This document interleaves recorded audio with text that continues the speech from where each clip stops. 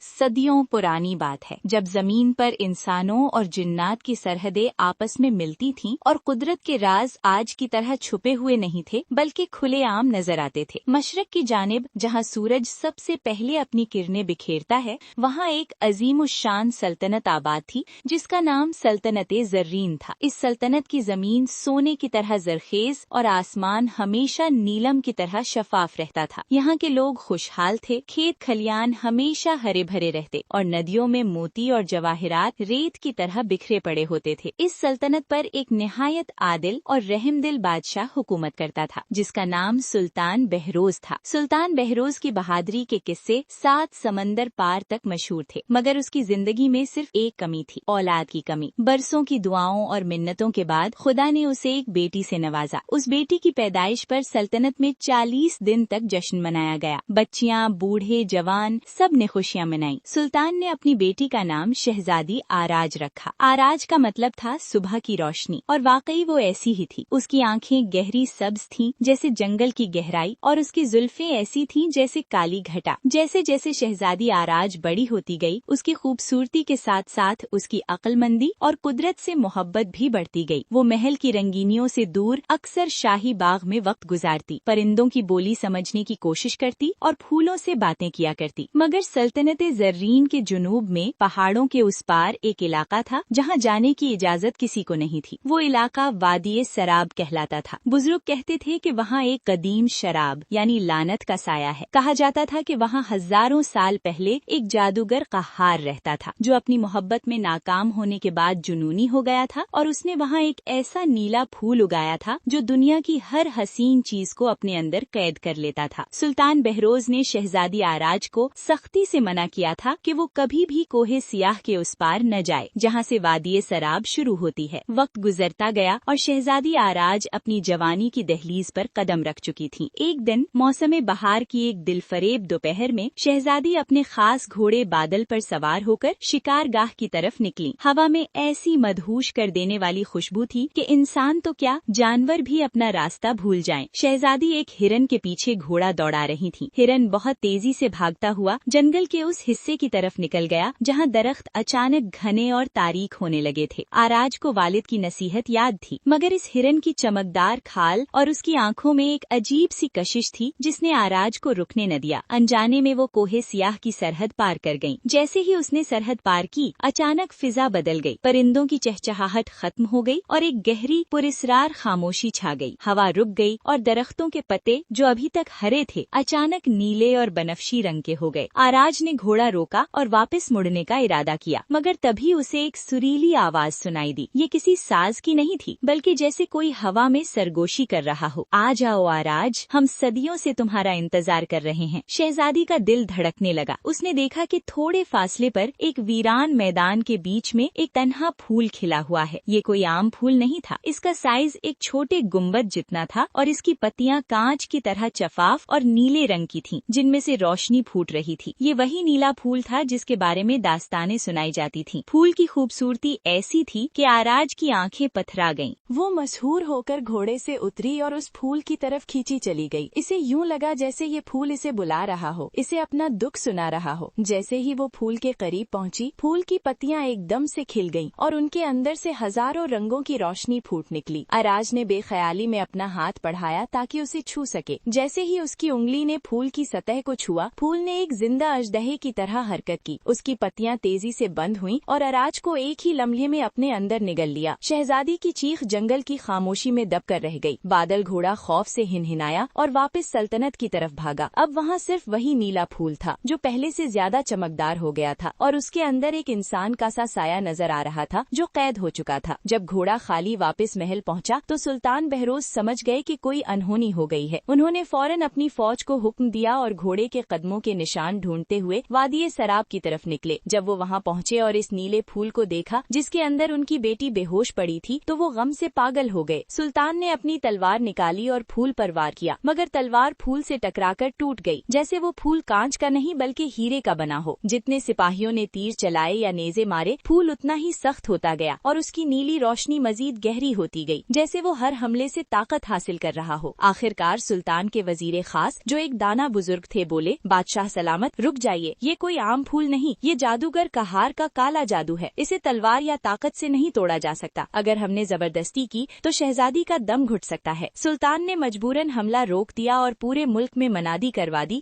کہ جو کوئی بھی میری بیٹی کو اس نیلے پھول کی قید سے آزاد کرے گا، میں اسے اپنا آدھا تخت اور منہ مانگی دولت دوں گا۔ اس اعلان کے بعد دنیا بھر سے بہادر، جنگجو اور جادوگر سلطنت زرین کا رخ کرنے لگے۔ سب سے پہلے شہزادہ تیمور آیا جو اپنی طاقت پر ناز کرتا تھا۔ اس کے پاس ایک ایسا ہتھوڑا تھا جو پہاڑوں کو توڑ سکتا تھا۔ وہ جنگل میں گیا اور اس نے پوری قوت سے پھول پر وار کیا، مگر بجائے پھول ٹوٹنے کے ہتھوڑے کی ضرب واپس تیمور پر لگی اور وہ ہوا میں اڑتا ہوا دور جا گرا اور بے ہوش ہو گیا۔ پھر ایک مشہور جادوگر سمری آیا، اس نے آگ کے منتر پڑھے اور پھول کو جلانے کی کوشش کی، مگر پھول نے اس آگ کو نگل لیا اور اس کی لپٹیں واپس سمری کی طرف پھینک دیں، جس سے جادوگر مشکل سے اپنی جان بچا کر بھاگ گیا۔ اسی طرح مہینے گزر گئے، جو بھی آتا ناکام واپس جاتا۔ سلطنت میں مایوسی پھیلنے لگی۔ سلطان بہروز اپنی بیٹی کے غم میں بیمار رہنے لگے اور شہزادی اراز اس شفاف قید میں سوئی رہتی جیسے وقت اس کے لیے رک گیا ہو۔ اسی سلطنت کے ایک چھوٹے سے پسماندہ گاؤں میں ایک نوجوان رہتا تھا جس کا نام آرس تھا۔ آرس کوئی پہلوان یا جادوگر نہیں تھا، بلکہ ایک مصور اور شاعر تھا۔ وہ قدرت کے رنگوں کو کینوس پر اتارتا اور پرندوں کی اداسی پر نظمیں لکھتا۔ آرس کے پاس دولت نہیں تھی، مگر اس کا دل بہت بڑا اور حساس تھا۔ جب اس نے شہزادی کی داستان سنی تو اسے انعام کا لالچ نہیں ہوا، بلکہ اسے اس پھول اور شہزادی دونوں پر ترس آیا۔ اس نے سوچا کہ اگر یہ پھول اتنا ضدی ہے تو ضرور اس کے اندر کوئی درد چھپا ہے۔ کوئی بھی چیز بلا وجہ اتنی سخت نہیں ہوتی جب تک کہ وہ اندر سے ٹوٹی ہوئی نہ ہو۔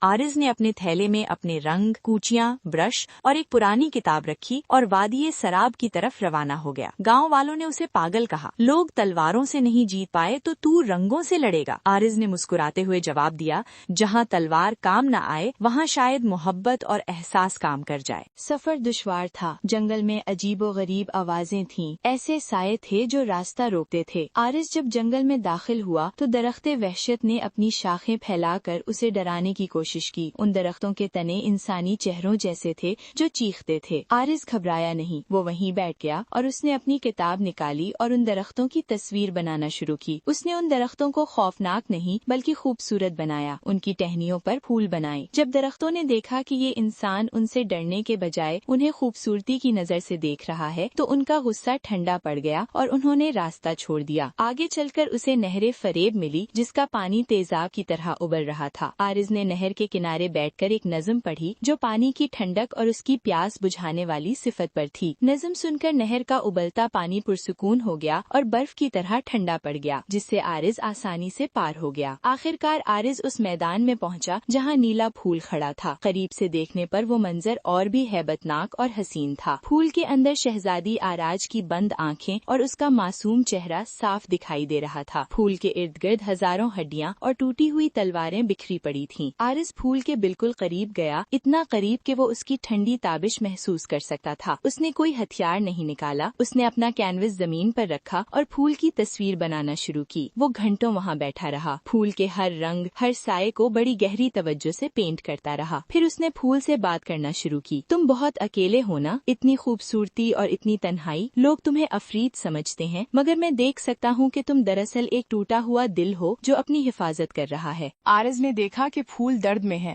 وہ آگے بڑھا اور اس نے پھول کے کانٹے دار تنے کو اپنے دونوں ہاتھوں سے تھام لیا۔ کانٹے اس کے ہاتھوں میں چبھنے لگے، خون بہنے لگا اور زمین پر ٹپکنے لگا۔ آرز نے درد برداشت کرتے ہوئے کہا، اگر تمہیں یقین نہیں آتا تو میرا خون لے لو مگر اس معصوم کو چھوڑ دو، میری جان لے لو مگر اسے آزاد کر دو۔ آرز کا گرم اور سچا خون جیسے ہی پھول کی جڑوں تک پہنچا، جادو کا اثر ٹوٹنے لگا۔ جادوگر قہار کی روح نے محسوس کیا کہ دنیا میں اب بھی سچی قربانی باقی ہے۔ ایک زبردست دھماکہ ہوا جیسے شیشہ ٹوٹ گیا ہو، پھول کی پتیاں بکھرنے لگیں اور نیلی روشنی سفید نور میں بدل گئی۔ جب روشنی مدھم ہوئی تو میدان کا نقشہ بدل چکا تھا، وہ خوفناک نیلا پھول غائب ہو چکا تھا اور اس کی جگہ شہزادی اراج زمین پر بیٹھی تھی، اپنی آنکھیں مل رہی تھی جیسے کسی لمبی نیند سے جاگی ہو۔ اس کے قریب آرز گرا ہوا تھا، اس کے ہاتھ زخمی تھے اور وہ بے ہوش تھا۔ شہزادی نے جب اپنے ارد گرد دیکھا اور پھر اس نوجوان کو دیکھا جس کے ہاتھوں سے خون بہ رہا تھا تو وہ سمجھ گئی کہ اسی نے اسے بچایا ہے۔ شہزادی نے اپنی چنی سے آرز کے زخم باندھے